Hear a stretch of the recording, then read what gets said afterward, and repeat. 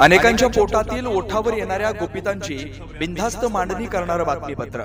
बीडमधील छत्रपती शिवाजी महाराज जिल्हा क्रीडा संकुलावर आज ओबीसी महाएल्गार सभेचं आयोजन करण्यात आलंय। छगन भुजबळ यांच्या प्रमुख उपस्थितीत सभेचं आयोजन करण्यात आलंय।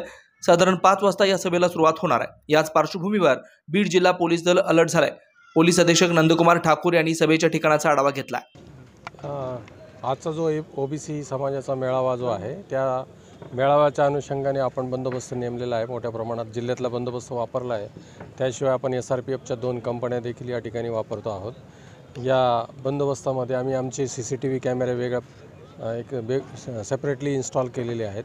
त्याचं मॉनिटरिंग कंट्रोल रूमला आणि पोलीस अधीक्षक कार्यालयामध्ये देखील त्याचं मॉनिटरिंग केलं जाणार आहे।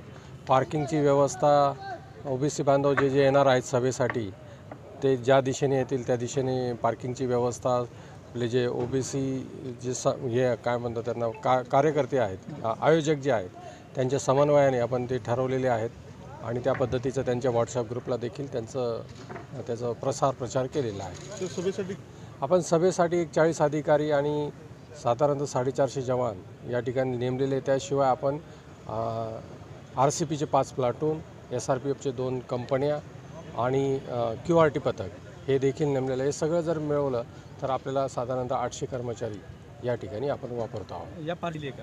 हो, ज्यांच्यावर आम्हाला संशय आहे, ज्यांनी आता आपल्याला माहिती आहे की आपल्या या सध्या जे वातावरण आहे मराठा वर्सेस ओबीसी त्या अनुषंगाने आपण देखील याचे जास्तीत जास्त प्रिकॉशन घेतो आहोत आणि जे याच्यामध्ये